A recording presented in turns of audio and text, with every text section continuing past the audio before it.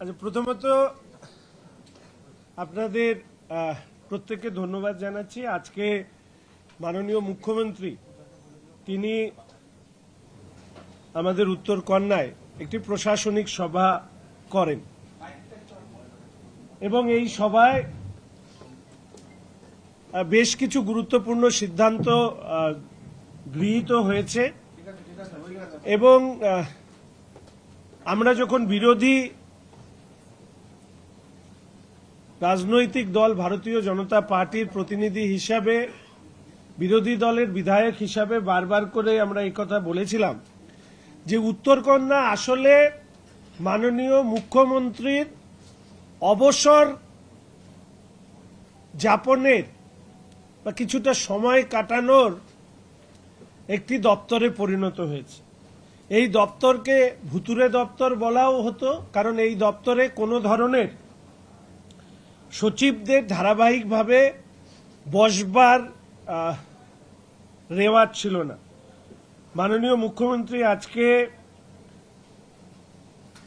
প্রতিটি জেলার জেলাশাসক সহ ডিভিশনাল কমিশনার থেকে শুরু করে সিএস এর উপস্থিতিতে, আধিকারিকদের উপস্থিতিতে তিনি পরিষ্কারভাবে জানিয়ে দেন যে উত্তরকন্যা যে কারণে তৈরি করা হয়েছিল যাতে উত্তরবঙ্গের মানুষকে দক্ষিণবঙ্গে ছুটে না যেতে হয়, ঠিক এইভাবে উত্তরকন্যা যাতে তৈরি করা হয় এই বিশেষ নির্দেশিকা তিনি সিএসকে দিয়েছেন, চিফ সেক্রেটারিকে দিয়েছেন। প্রাথমিকভাবে সিদ্ধান্ত হয়েছে যে জয়েন্ট ডিরেক্টর লেভেলের সচিবরা এখানে বসবেন, মানুষের সাথে কথা বলবেন, তাদের গ্রিভেন্সেস শুনবেন, ল্যান্ড থেকে শুরু করে ইরিগেশন, ডিজাস্টার থেকে শুরু করে ফরেস্ট থেকে শুরু করে সমস্ত ধরনের যা উত্তরবঙ্গের ক্ষেত্রে গুরুত্বপূর্ণ সেই দপ্তর এখানে প্রতিদিন যাতে ওয়ার্কিং স্ট্যাটাসে থাকে সেই ব্যবস্থা করবার তিনি নির্দেশ দেন। দ্বিতীয়ত হচ্ছে আমরা উত্তরবঙ্গের জেলাগুলোর জন্য এনবিডিডির পক্ষ থেকে আরেকটি রিজিওনাল সেন্টার মালদার তৈরি করবার সিদ্ধান্ত গ্রহণ করা হয়েছে। এক্ষেত্রে মাননীয় মুখ্যমন্ত্রীর পরামর্শ হচ্ছে যে মালদা, উত্তর দিনাজপুর, দক্ষিণ দিনাজপুরকে ক্যাটার করতে পারে এই রকম জায়গায় এটি করা হবে।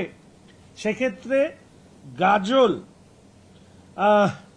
একটা সম্ভাব্য জায়গা হিসাবে চিহ্নিত হয়েছে। তৃতীয়ত,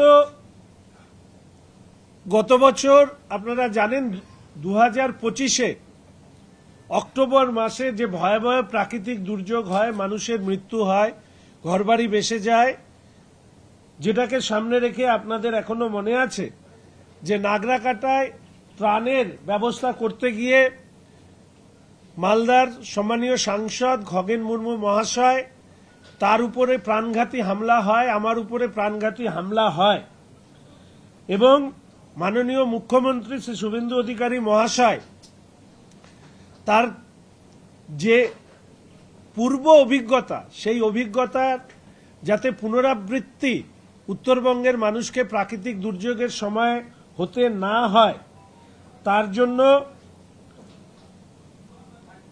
সিদ্ধান্ত গ্রহণ করা হয়েছে 50 জন এক্স সার্ভিসম্যান তারা পার্বত্য অঞ্চলে ডেপুট থাকবে, অ্যাপার্ট ফ্রম এনডিআরএফ, এসডিআরএফ ইত্যাদি সহ এদের আলাদাভাবে এদেরকে রাখা হবে যাতে দ্রুত কোনো ধরনের ন্যাচারাল ক্যালামিটি তৈরি হলে সেটাকে মোকাবিলা করা যায়।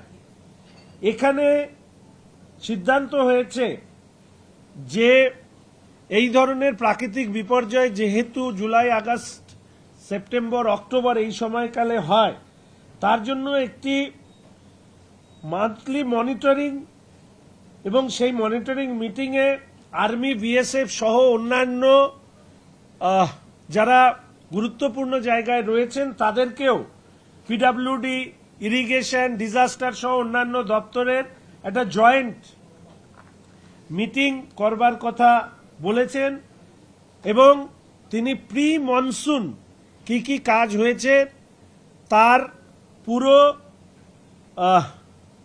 বিষয়ে জেলা শাসকদের কাছ থেকে জানতে চান এবং এখানকার যারা আধিকারিকরা রয়েছেন ডিজাস্টার থেকে শুরু করে ডিভিশনাল কমিশনার থেকে শুরু করে অন্যান্যরা তাদের প্রত্যেকের কাছেই তিনি এই বিষয়গুলোকে জানতে চান।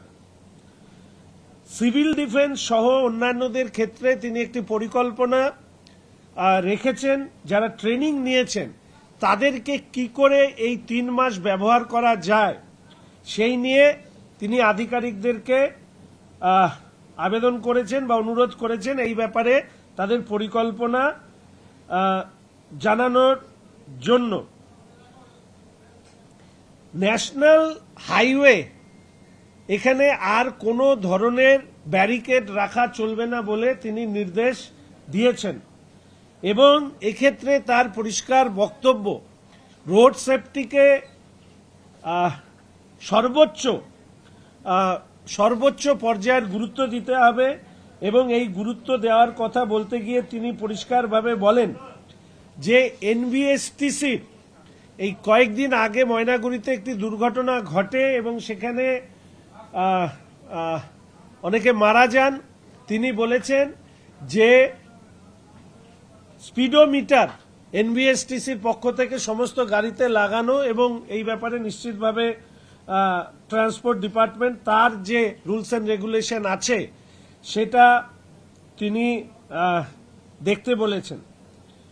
রোড সেফটির জন্য এবং রেভিনিউ যারা কালেকশন করেন ইন্সপেক্টর অফিসার এবং যারা রোড সেফটিতে থাকেন ট্রাফিকের দায়িত্বে থাকেন তাদের প্রত্যেকের গায়ে বডি ক্যামেরা লাগাতে বলা হয়েছে।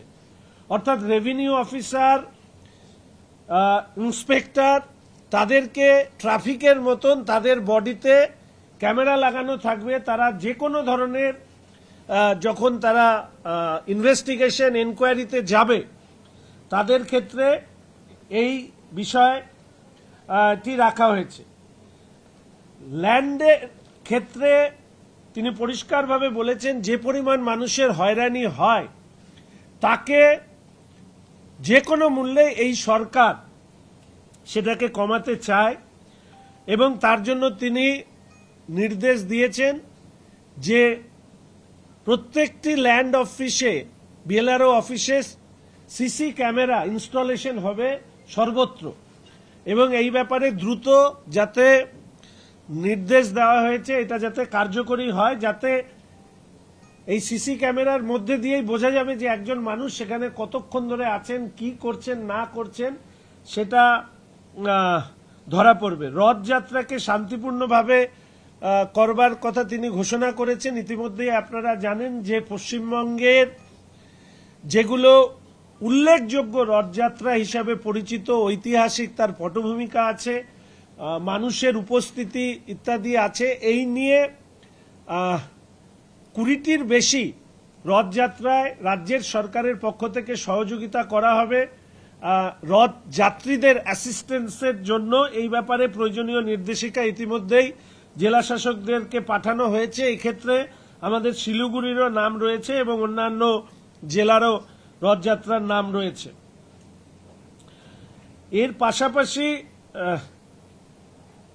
বিভিন্ন জায়গার এয়ারপোর্টের যে ল্যান্ড অ্যাকুইজিশনের যে সমস্যা আছে এই ব্যাপারেও সিএ সাহেবকে বলা হয়েছে এবং পরবর্তীকালে উত্তরকন্যাতে ল্যান্ডের অফিসারও বসবেন। ল্যান্ড অ্যাকুইজিশনের ক্ষেত্রে মালদা, সাউথ দিনাজপুর সহ হাসিমারা, এনএইচ, এয়ারপোর্ট, রেল, আরবি এই সমস্ত ক্ষেত্রে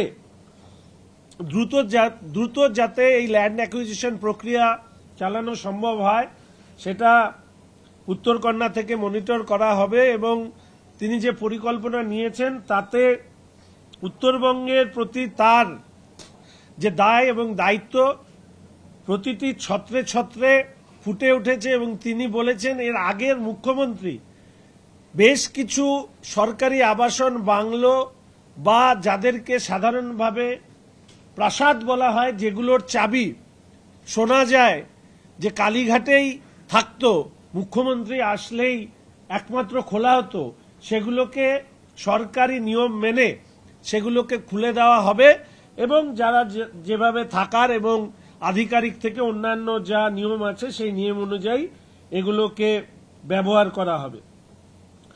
সর্বশেষে প্রধানমন্ত্রী সূর্যঘর যোজনা, এখানে প্রত্যেকটি জেলায় 1 লক্ষ করে ডিএম সাহেবদেরকে বলা হয়েছে, টার্গেট দেওয়া হয়েছে 8 লাখ, অর্থাৎ এই যোজনায় 8 লাখ বেনিফিশিয়ারিকে অন্তর্ভুক্ত করার জন্য নির্দিষ্ট সময় বেঁধে দেওয়া হয়েছে এবং এখানে কেন্দ্রীয় সরকারের একটা বড় অংশের এখানে সাবসিডি দেওয়া হয় এবং বাদবাকি অর্থ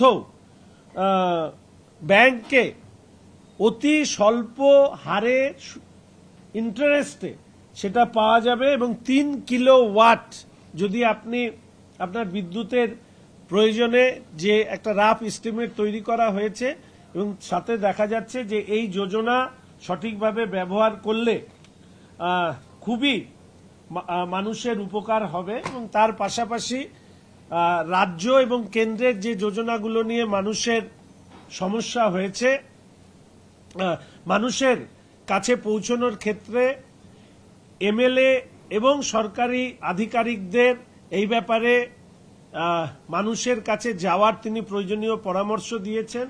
কিছু কিছু ক্ষেত্রে সিস্টেমেটিক কিছু এররের কারণে কিছু অভিযোগ এসেছিল অন্নপূর্ণা ভান্ডারের ক্ষেত্রে, সেগুলো দ্রুত রিজলভ করবার নির্দেশ তিনি দিয়েছেন। মোটামুটিভাবে এই হচ্ছে আজকের সভার মূল নির্যাস, যেটা আপনাদের সামনে রাখলাম। আমি আপনাদের 5টা প্রশ্ন নেব এবং তারপরে আমার মনে হয় আজকের পিসিটা এখানে শেষ হবে।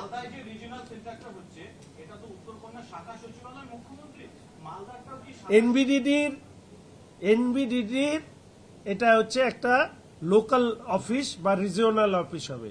এটা উত্তরকন্যার বা সচিবালয়ের কোনো রিজিওনাল অফিস নয়, এনবিডিডির একটি রিজিওনাল অফিস হবে। ফলে স্বাভাবিকভাবে খবর করবার সময় মানে এটা আসল কথা, উত্তরকন্যাটা অনেকে জেনে ফেলেছিলেন এটা এনবিডিডির অফিস, আসলে যে এটা সচিবালয় সেটা মানুষ ভুলে গিয়েছিল।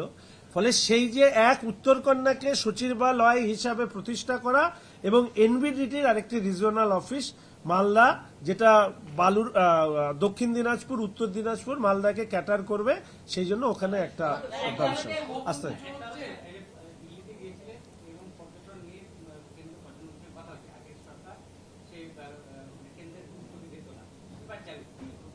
বলে আমি একটা জিনিস বারবার করে বলি, সেটা হচ্ছে যে কাজ করার পরে সেটা বলি, কাজ করার আগে কি কি করে এসছি সে দিয়ে কি দরকার। এইটা ঠিক আমি মনে করি পর্যটনের প্রশ্নে পশ্চিমবঙ্গ এবং অবশ্যই উত্তরবঙ্গ, মাননীয় মুখ্যমন্ত্রীর ভাষায় যে পর্যটন এবং বন ছাড়া কি আমাদের উত্তরবঙ্গ ভাবা যায়, আর মাননীয় প্রধানমন্ত্রী বলেছেন ভারতবর্ষের যে শক্তি সেটা পর্যটনে, এটা সারা পৃথিবীর কাছে শোকেস করা হবে। এবং সেই জন্য আমি বলেছি যে আগামী 5 বছর পরে এখানে যদি আবার বসি, তখন মানে নির্বাচনের আগে পর্যটনে কি কি কাজ করলাম সেটা বলবো।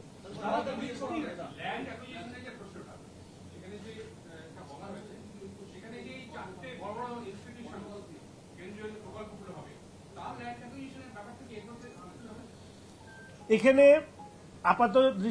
আপাতভাবে যে কথাগুলি আমাদের সামনে তুলে ধরা হয়েছিল, সেখানে এয়ারপোর্টের বিষয় এসছে, আরবির বিষয় এসছে, রেলের বিষয় এসছে এবং আপনার প্রশ্নের সাথে আমি বলে রাখি যে কেন্দ্র এবং রাজ্যের যে সরকারি প্রকল্প, সেই প্রকল্পগুলোতে ল্যান্ডের ক্ষেত্রে যাতে দীর্ঘদিন কোনো সমস্যা তৈরি না হয় এই ব্যাপারে গুরুত্ব দেওয়ার হয়েছে।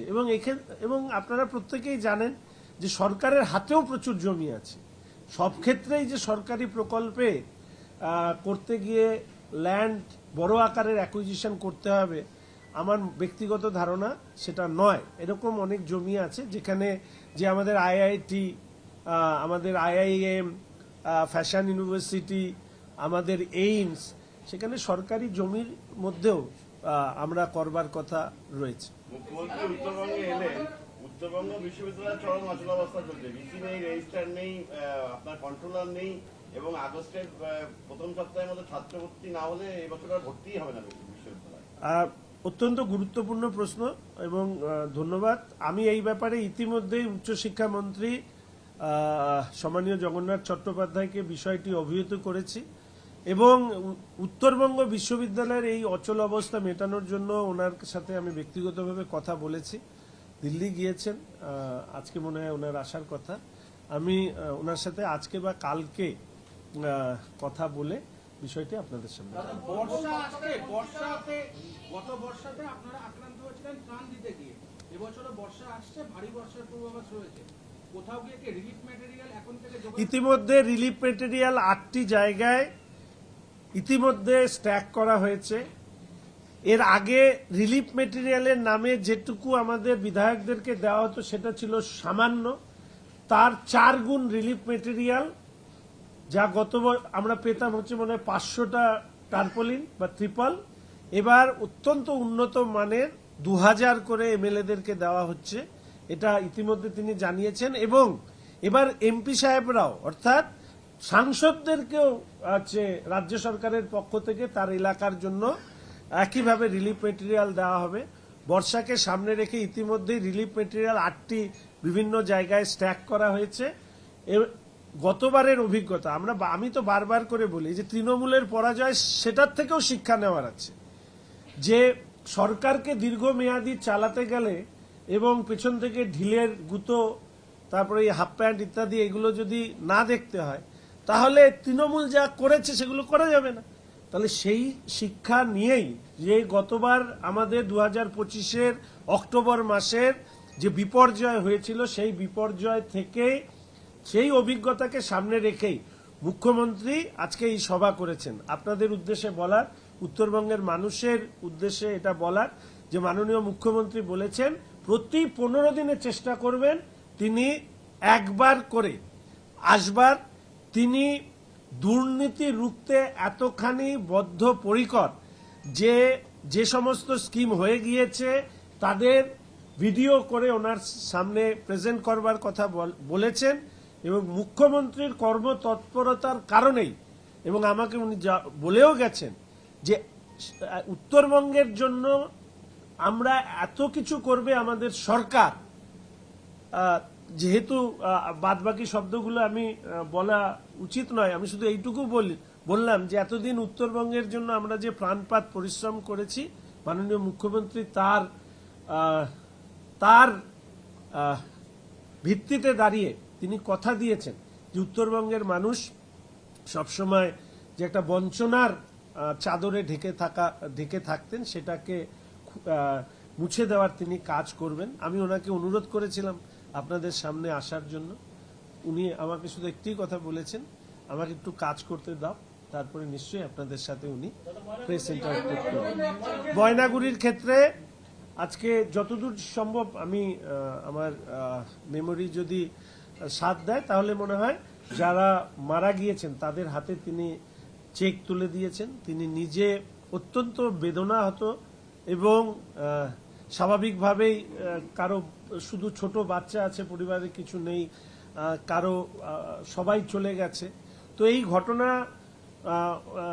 থেকেই এই প্রেক্ষিতেই তিনি বলেছেন যে এনবিএসটিসির সমস্ত বাসে স্পিডোমিটার লাগানোর কথা এবং যাত্রী সুরক্ষাকে গুরুত্ব দেওয়াটাই ওনার কথার মধ্যে উঠে আসে। Thank you.